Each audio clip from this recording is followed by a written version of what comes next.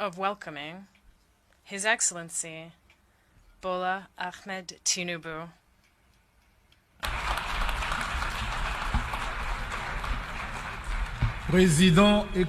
President and Commander-in-Chief of the Armed Forces of the Federal Republic of Nigeria. And I invite him to take the floor. Mr. President, Head of State and Government, Secretary General, distinguished delegates, ladies and gentlemen, on behalf of the people of Nigeria, I congratulate you on your well-deserved election as the President of this session of the United Nations General Assembly. We commend your predecessor, His Excellency Chaba Korochi, for his able stewardship of the Assembly also. We also commend His Excellency Antonio Guterres, Secretary General of the United Nations, for his work seeking to forge solutions to humanity's common challenges. This is my first address before the General Assembly. Permit me to say a few words on behalf of Nigeria, my country, on behalf of Africa, my continent, regarding this year's theme. Many proclamations have been made, yet our troubles remain close at hand. Failures in good governance have hindered Africa, but broken promises, unfair treatment, and outright exploitation from abroad have also exerted a heavy toll on our ability to progress. Given this long history, if this year's theme is to mean anything at all, it must mean something special and particular to Africa. In the aftermath of the Second World War, nations gathered in an attempt to rebuild their war-torn societies. A new global system was born, and this great body, the United Nations, was established as a symbol and protector of the aspiration and the finest ideas of humankind. Nations saw that it was in their own interest to help others exceed the rubbles and wasteland of war.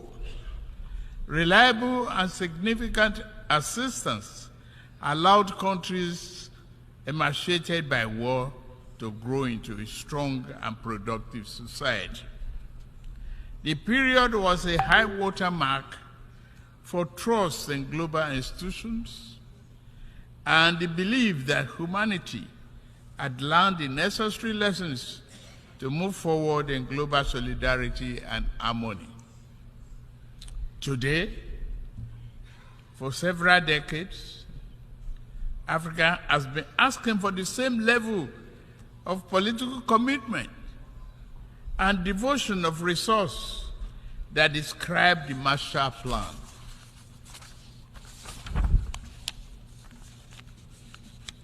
We realize that underlying conditions and causes of economic challenges facing today's Africa are significantly different from those of post-war Europe.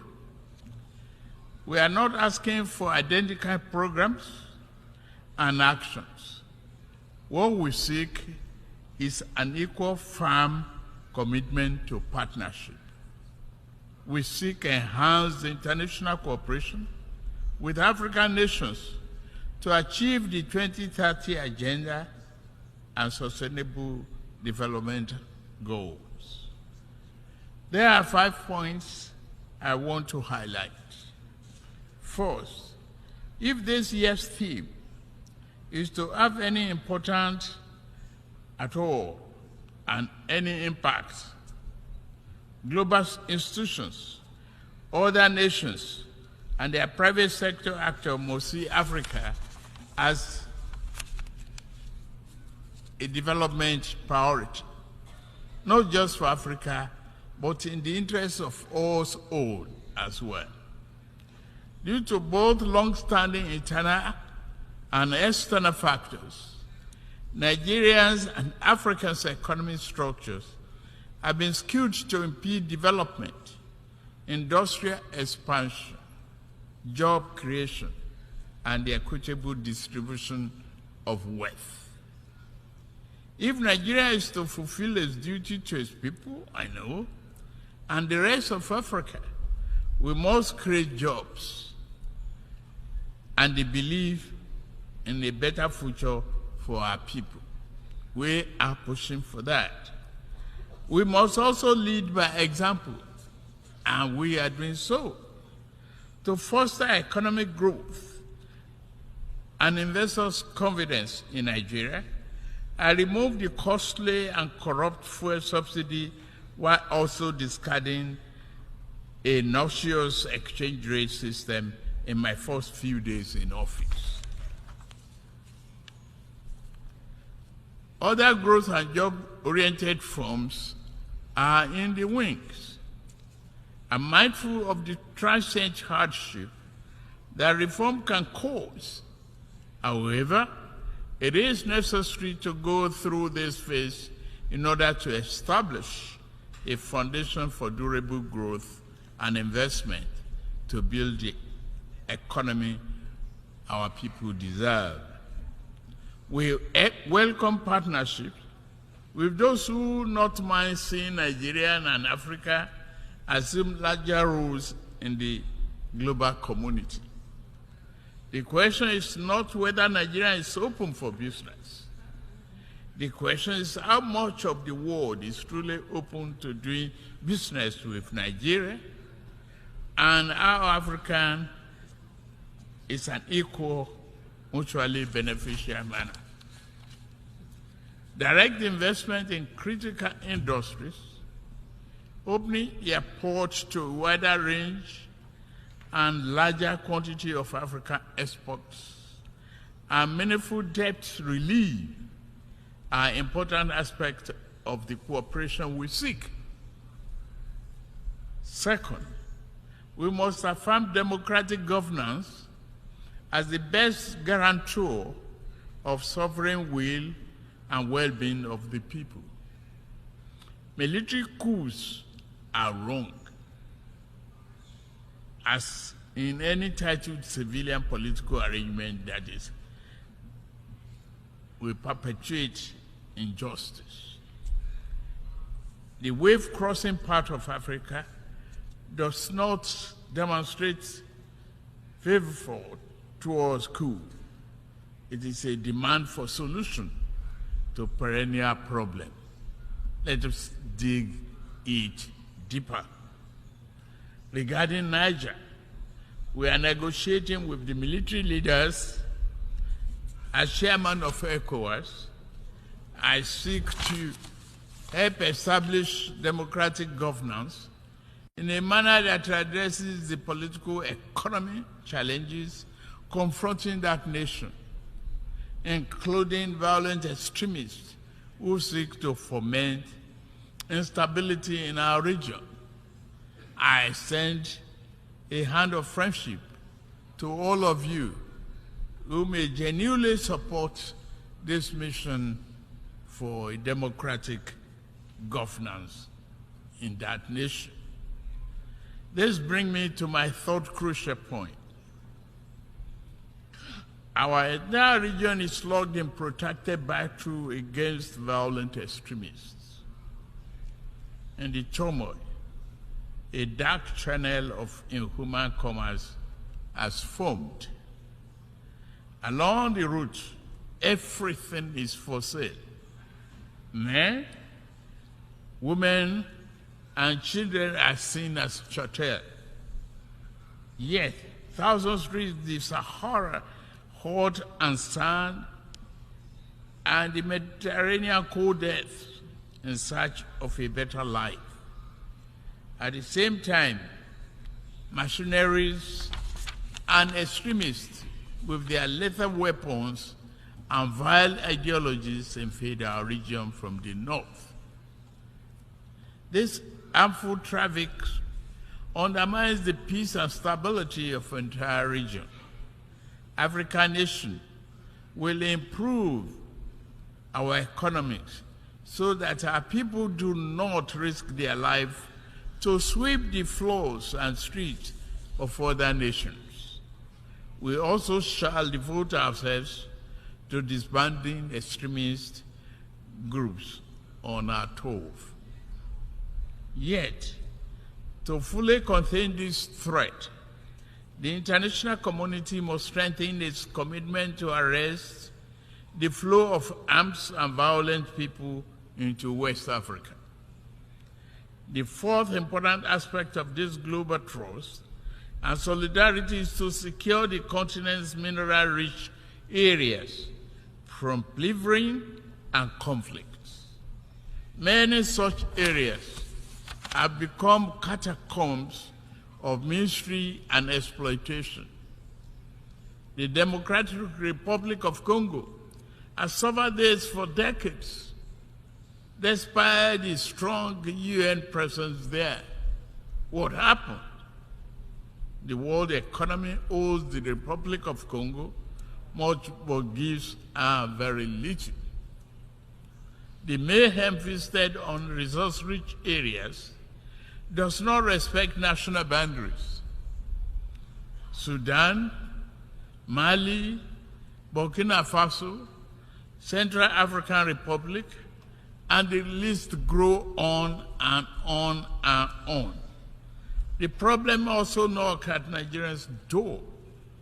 Foreign entities are baited by local criminals who aspire to be petty warlords have drafted thousands of people into servitude to illegally mine gold and other resources.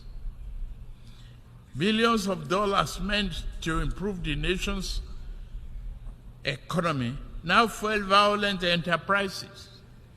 If left unchecked, they will threaten peace and place national security at a grave danger.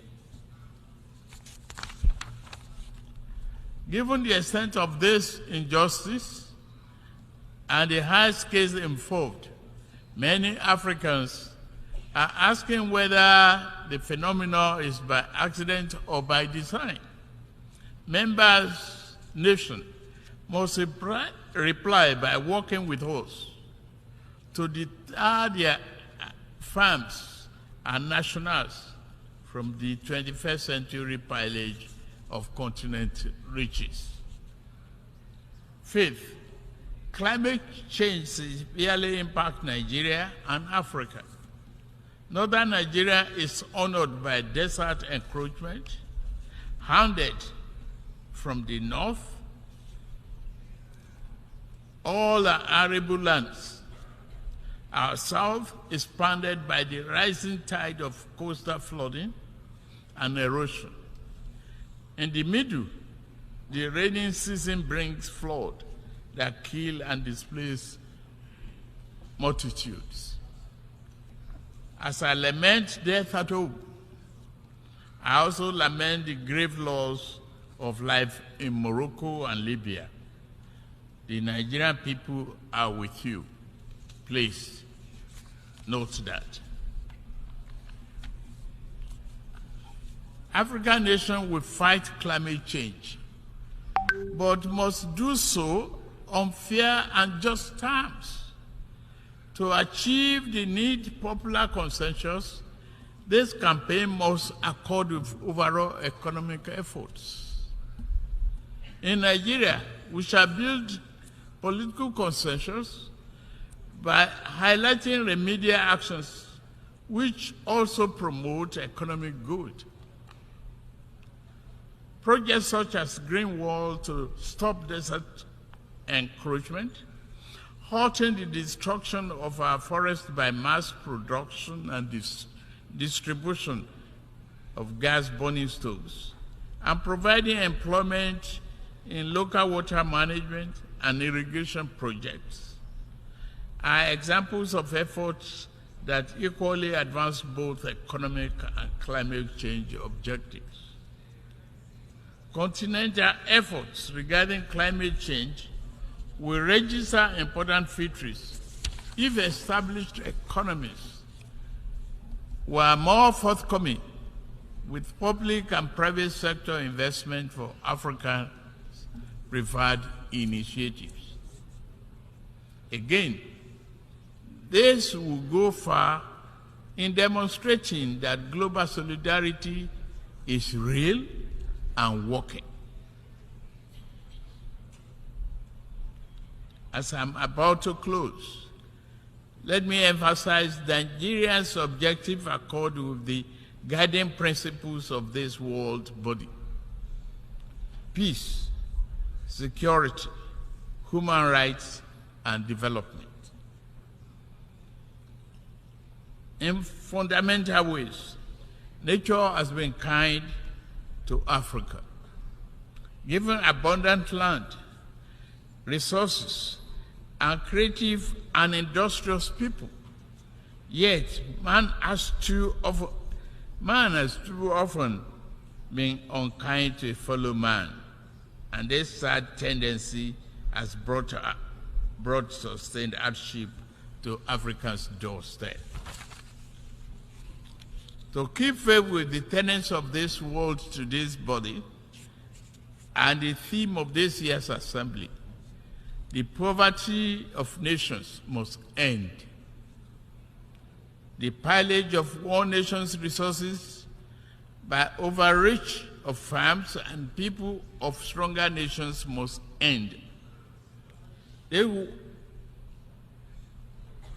will of the people must be respected. This beautiful, generous, and forgiving planet must be protected.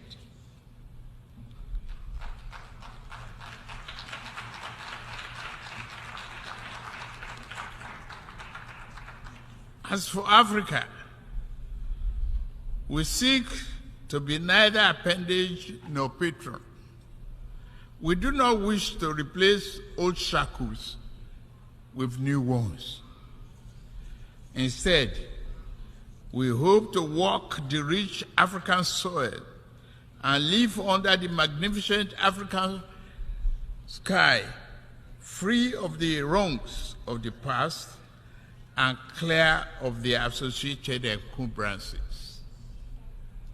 We desire a beautiful, prosperous, vibrant, democratic living space for our people. We will do it. To the rest of the world, I say, work with us as true friends and partners. Africa is not a problem to be avoided, nor is it to be pitied. Africa is nothing less than the key to the world's future. I thank you for listening.